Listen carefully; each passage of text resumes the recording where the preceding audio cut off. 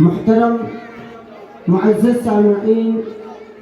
Stage پر رونق افروز علماء کرام، آج کا یہ پروگرام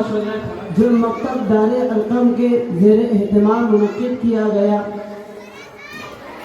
اس پروگرام کے اندر الحمدللہ 14 بچوں نے ناظرہ قرآن کریم مکمل کیا اور مختلف مکاتب کے بچوں نے قرأت اور حمد و نعت اور تقریر اور دلچسپ مکالموں کے ذریعے جو اپنے مافی ضمیر کو ظاہر کیا ہے، حقیقتاً یہ قابل تعریف ہے۔ اللہ تعالیٰ مولانا عارف صاحب اور ان کے بھائی حافظ مجید صاحب اور دیگر اساتذہ کو جزائے خیر عطا فرمائے۔ میں آپ لوگوں سے چند باتیں عرض کروں گا۔ سکون اور اطمینان کی فضا بنائیں۔ میں نے آپ کے سامنے قرآن کریم کی جو آیت کریمہ تلاوت کی ہے، اس آیت کے اندر اللہ رب العزت نے خاص لوگوں کو پکار کر متنبع کیا۔ اللہ تعالیٰ نے قرآن مقدس کی اس آیت میں فرمایا،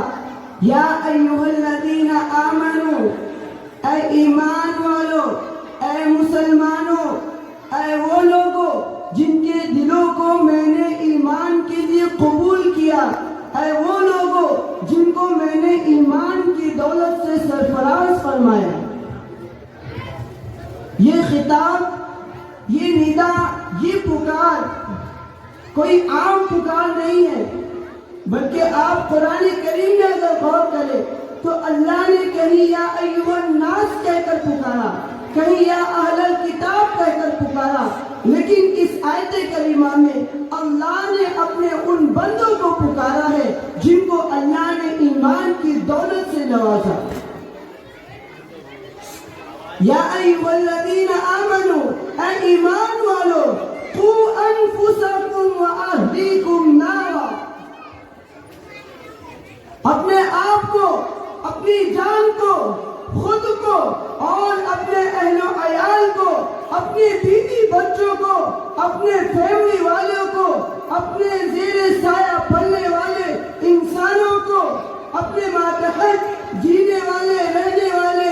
نوکر چاکر ملازمین کو جہنم کی اس آگ سے بچا لو جس کا ایندھن، جس کا فیول انسان اور پتھر ہے۔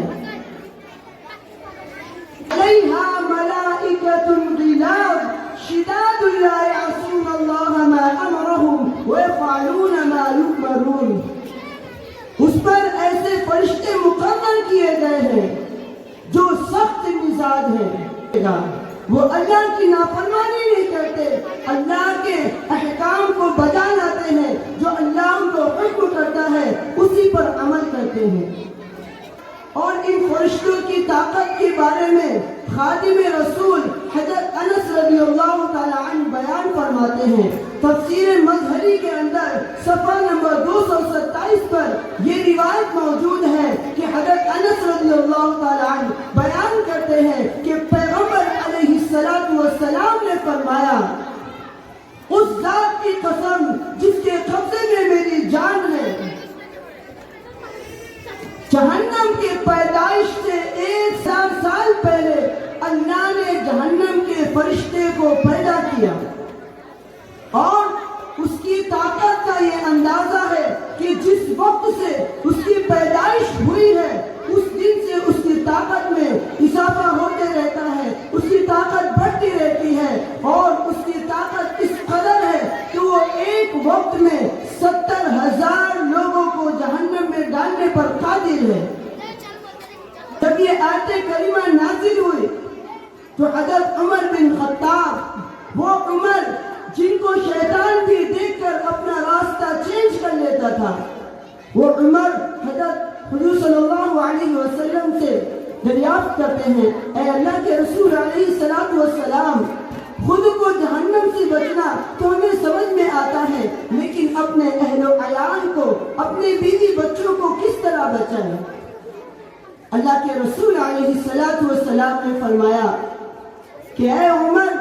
اللہ نے جس کام کے کرنے کا حکم دیا ہے تم اس پر عمل کرو اور اپنے اہل و عیال کو اس پر عمل کرنے کی ترغیب دو، ان سے عمل کراؤ۔ اے عمر، اللہ نے جنہیں 3 چیزوں سے منع فرمایا ہے تم اس سے اپنے آپ کو بچاؤ اور اپنے اہل و عیال، اپنے بیوی بچوں کو بھی اس سے روکو۔ گویا اس سے یہ معلوم ہوتا ہے کہ اللہ کے اوامر پر، اللہ کے احکام پر عمل کرنا اور اللہ کے منہیات سے، یعنی اللہ نے جن چیزوں سے ہمیں منع فرمایا ہے ان سے باز آ جانا۔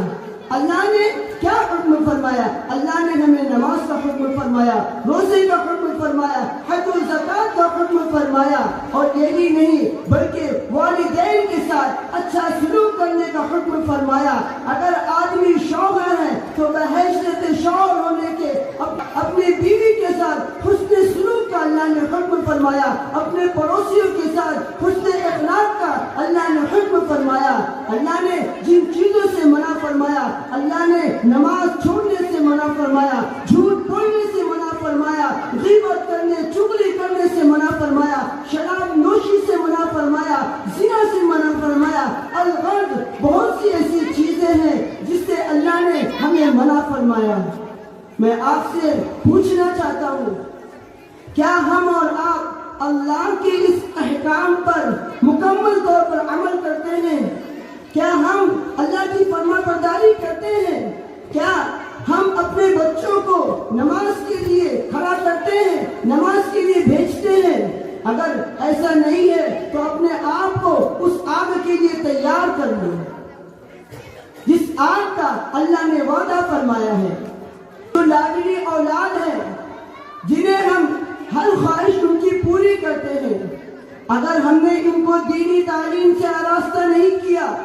اگر ہم نے ان کو دینی تعلیم سے محروم رکھا، تو یاد رکھو کل قیامت کے دن یہی وہ اولاد ہمارے خلاف اللہ سے شکایت کرے گی، اللہ سے ہمیں عذاب دینے کی درخواست پیش کرے گی، کہ ایسے کہے گی ربنا انا اطعنا سادتنا وكبراءنا فضلونا السبيل ربنا آتهم ضعفين من العذاب ولعنهم لعنا كبيرا۔ اللہ سے کہے گی اے اللہ، ہمارے ذمہ داروں نے، ہمارے بڑوں نے ہم کو راہ سے گمراہ کر دیا، ہمارے بڑوں نے ہم کو اچھے راستے کے بجائے برے راستے پر ہمیں ڈال دیا۔ اے اللہ، ان پر تو ڈبل عذاب فرما اور اب ان کے اوپر لعنت کی بارش فرما۔ بتاؤ، جس اولاد کو کھلانے پلانے کے لیے آدمی جائز اور ناجائز میں امتیاز نہیں کرتا، یہی اولاد کل قیامت کے دن ہمارے لیے وبال جان بنے گی، اس وقت جب ہم ان کی دینی تعلیم سے انہیں محروم رکھیں گے۔ آج کا یہ دور اتنا پرفتن دور ہے کہ مسلمانوں کا جسم جو ہے وہ درد سے، زخموں سے چور چور ہے، مسائل کا انبار ہے، ہر دن ایک نیا فتنہ اپنا سر اٹھا رہا ہے۔ ایسے دور کے اندر بچوں کی رہنمائی کرنا اور اپنی ایمان کی حفاظت کرنا یہ ہم پر لازم و ضروری ہے، لیکن افسوس سر افسوس کہ ہم نے اپنی عبادات کو محدود کر لیا اور ہم اپنے طریقوں پر، ہم اپنے کام پر مطمئن ہو کر بیٹھ گئے ہیں۔ حقیقتاً ایمان والے کا ایمان کے بارے میں نہ ڈرنا یہ منافق ہونے کی علامت ہے، کیونکہ جو ایمان والا ہوتا ہے وہ اپنے ایمان کے بارے میں ہمیشہ ڈرتا رہتا ہے، اور جو منافق ہوتا ہے وہ اپنے ایمان پر مطمئن ہو کر بیٹھ جاتا ہے۔